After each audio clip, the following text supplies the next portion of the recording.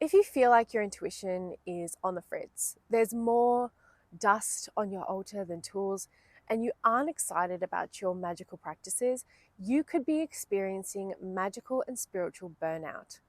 Hi, I'm Ethony, and today I'm going to be talking about what to do, how to recover from magical and spiritual burnout.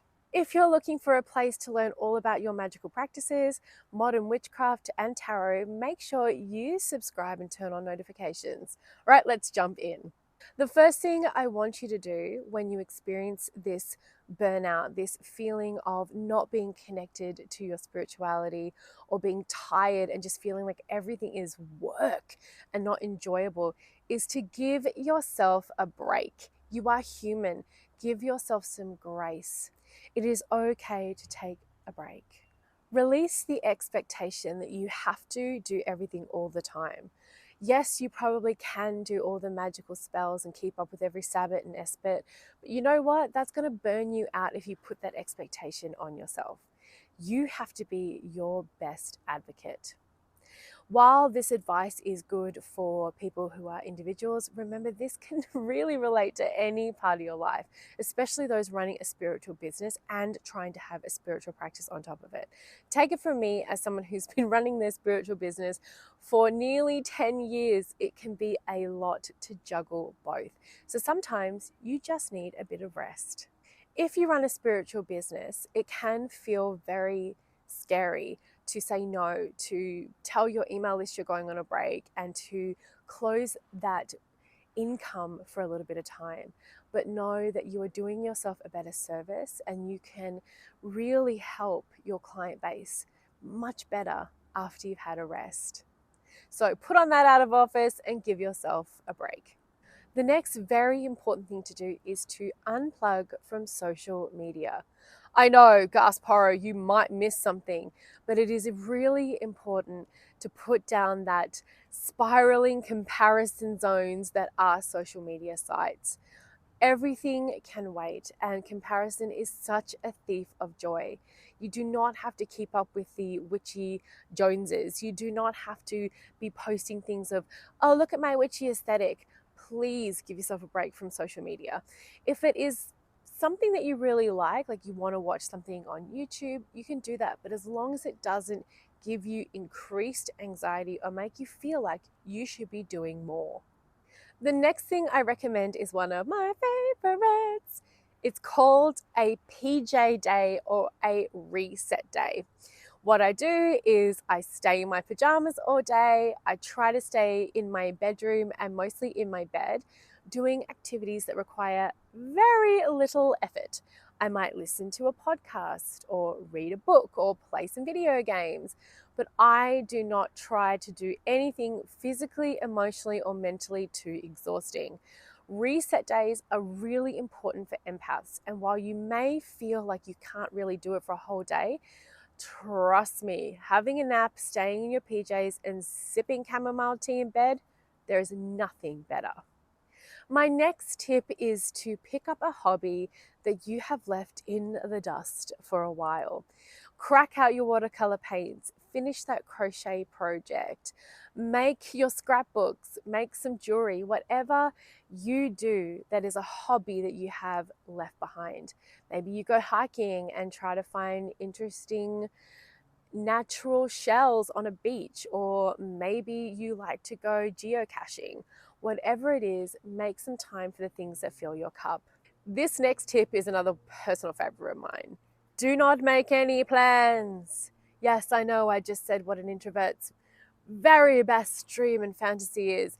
Do not book anything to do in your calendar socially. You know, if you got to show up for your doctor's appointments and things like that, that's also self-care. But don't book yourself up on the weekends or in the evenings for a week. Man, it feels so good to clock off at work and do diddly squat at night.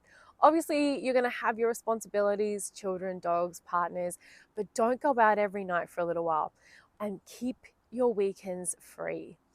Boredom can be so rejuvenating to the creative mind, and honestly, any stress or anxiety you have around having to go up, show up, be on, is going to be alleviated. And you know what? You can pick up later on, but saying no and having your calendar open for a while is so fun. The only exception to this calendar rule is if it's something that makes you feel like, fuck yes, I have to go. Your favorite comedians in town, or you want to go to the movies, anything that feels like it is a fuck yes, do that. But anything else than that, is say no thank you. My next tip is if it's not fun, do not do it. That's right, you heard me. Have some fun. When was the last time you just went and did something that was super fun, that was maybe deemed as a little irresponsible? Go to a water slide park, go swimming for the day, go out in nature, go have a picnic with your family, go blow bubbles in a park somewhere and watch all the dogs and kids just freak out with joy. Dress up, have fun, go to a drag brunch. Do something fun. As a matter of fact, try to do something fun every single day. Joy is rejuvenating. It rejuvenates your mind, your body, your spirit. Your solar plexus will fill back up, and that's where a lot of our energy comes from. So have some freaking fun, babes. It's well worth it. The next tip is probably not the funnest tip, but it's very important. Feel how you are feeling. Feel the downs and be prepared for the ups. Try not to avoid any difficult feelings you are having, or say you're not having them, or push them away, or say you'll deal with them later. Sitting in those feelings, journaling them, going into that space in a meditative way. Dealing with how you're feeling is really important, because that's how you heal. Get one of your very closest friends and give them a call and ask them if you can speak to them about how you're feeling.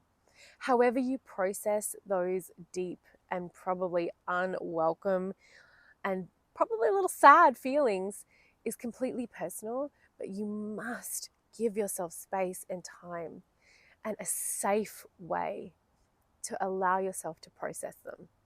And my final tip is to embrace your inner Mary Poppins. It's time to spring clean, or clean whatever, your Sunday clean. I know it can be a little bit of a drudgery and it may not feel like something you want to do, especially if you're experiencing a little bit of burnout, but you could be experiencing some energetic burnout because of your living environment. Time to get out all your cleansing tools, whether you drum, you use bells, you use sprays, you use smoke ceremonies, or a combination of all of them, but go and cleanse your space. And if you can muster the energy, do some physical cleaning too, because that is a massive part of having a healthy environment. If you want to know how I spiritually cleanse my living areas and my working spaces, you can find a link to that in the description box below. I hope you found this video helpful, and I hope you can incorporate some of these tips and ideas into the next time you're feeling a little bit burnt out. Remember, healing isn't linear, and we all experience ebbs and flows of our energy. Taking time to take care of ourselves is very important, and seeing the signs of burnout before they happen can be a way to inject some of these techniques so that you maybe don't completely burn out.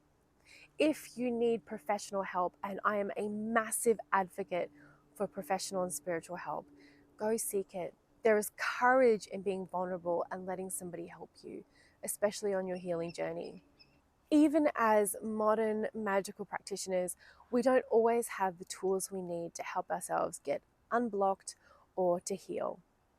Thank you so much for watching, and I'll see you all next time. Stay magical, babes.